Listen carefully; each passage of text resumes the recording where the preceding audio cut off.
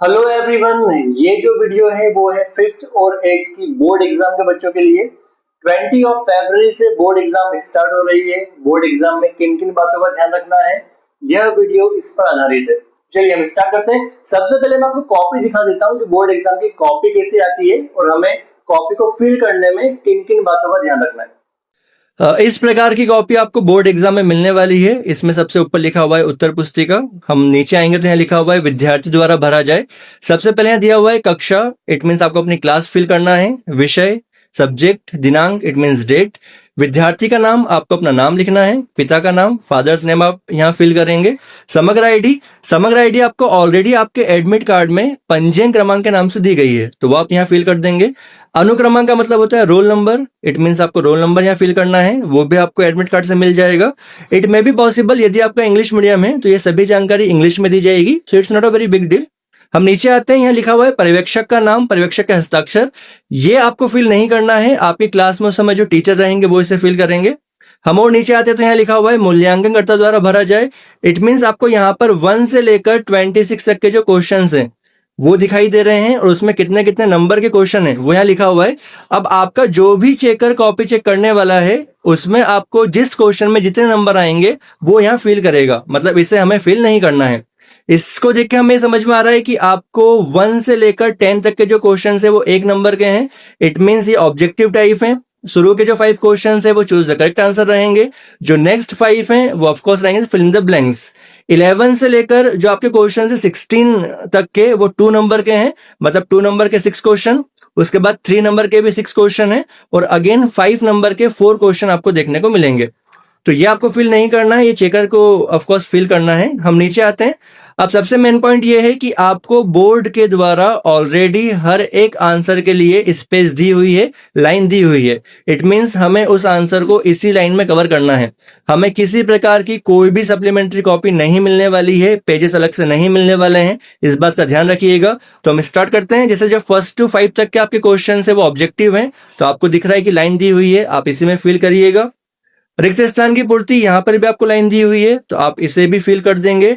इस बात का मैं फिर कह रहा हूं, ध्यान रखें कि जितनी लाइन दी हुई है उसी में लिखना है, हम अदर सप्लीमेंट्री कॉपी नहीं ले सकते हैं।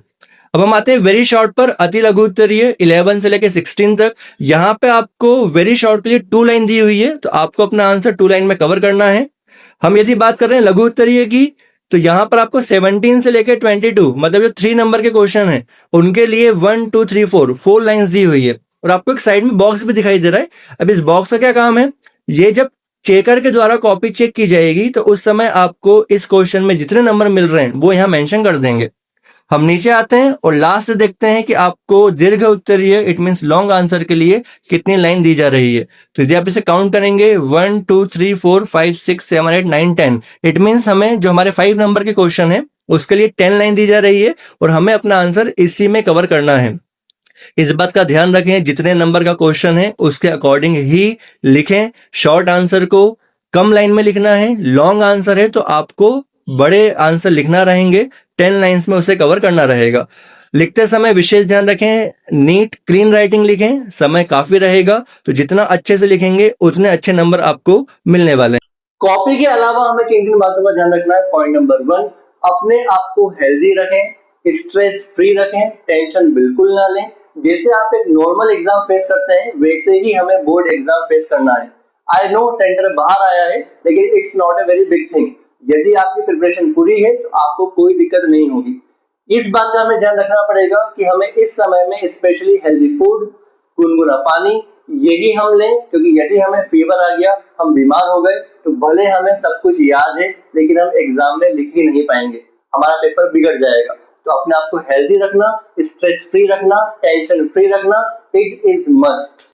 पॉइंट नंबर 2, जिस भी सब्जेक्ट का पेपर आपका नेक्स्ट डे होने वाला है उसके एक दिन पहले ट्राई करें कुछ भी न्यू स्टडी ना करें।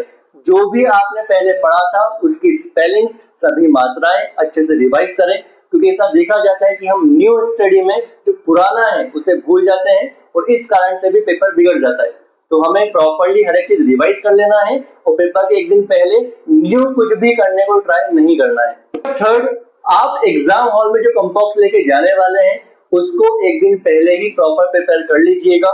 कंपॉक्स में जो भी आपकी नीडेड थिंग्स हैं, पेन, पेंसिल, रबर, शार्पनर, यदि मैथ्स का पेपर होने वाला है, डिवाइडर, तो इन सब चीजों को आप पहले ही व्यवस्थित रख लीजिएगा।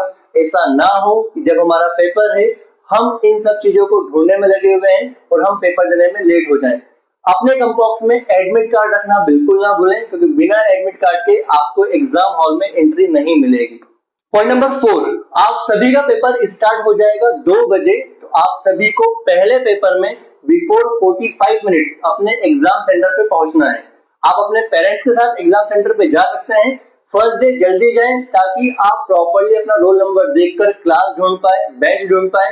इवन पेरेंट्स भी आपके इसमें हेल्प कर सकते हैं। जब पहला पेपर प्रॉपर्ली हो गया है तो नेक्स्ट पेपर से आप आधे घंटे पहले एग्जाम हॉल में पहुंच जाएं। पॉइंट नंबर 5, पेपर देते समय इस बात का विशेष ध्यान रखें कि जो भी टीचर आपकी क्लास में है वो न्यू है, आप उनको नहीं जानते हैं।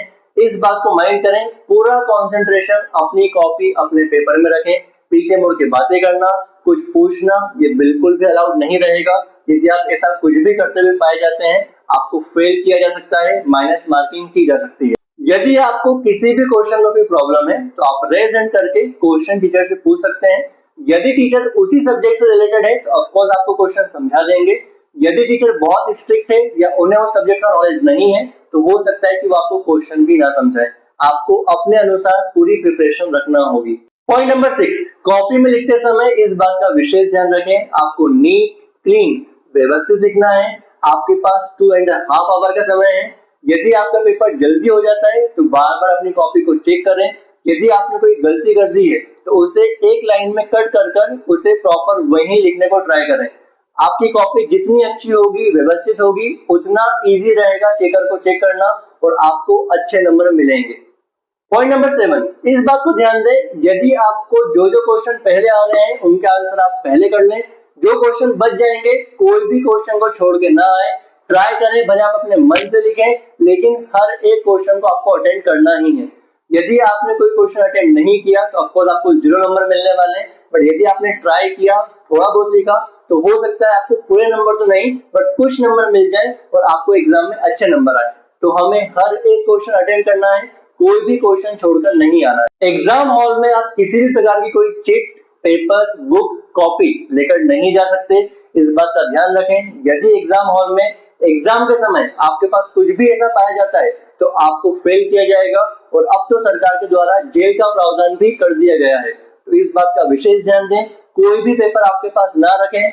एग्जाम में जाते समय अपनी पॉकेट चेक कर लें, यदि कुछ भी ऐसा पेपर, कॉपी कुछ है तो उसे बाहर ही रख दें। 9 नंबर, एग्जाम के पहले हेल्दी लंच करके जाएं, खाली पेट एग्जाम देने ना जाएं। ऐसा हो सकता है कि जब आप एग्जाम दे रहे हैं और यदि आप खाली पेट गए हैं तो आपको कमजोरी रहे, आप एग्जाम ना दे पाए और आप फेल भी हो सकते हैं। तो एग्जाम के पहले हेल्दी लंच बहुत जरूरी है। 10 नंबर, एग्जाम में आपको स्कूल यूनिफॉर्म में ही जाना है, कोई भी अदर यूनिफॉर्म पहनकर आप नहीं जा सकते। एग्जाम में आप blue pen, pencil, black pen use कर सकते हैं। 11 नंबर, एग्जाम पूरी होने के बाद आपको एग्जाम सेंटर में ही रुकना है। जब तक आपके पेरेंट्स आपको लेने नहीं आते, आपको वहां से नहीं जाना है। हम सभी जानते हैं इंदौर में किडनैपिंग के केस बहुत बढ़ गए हैं, तो इस बात का विशेष ध्यान रखें सभी पेरेंट्स। यदि एग्जाम 4 o'clock पे कंप्लीट होने वाली है तो आप 10-15 मिनट पहले ही एग्जाम सेंटर पहुंच जाएं।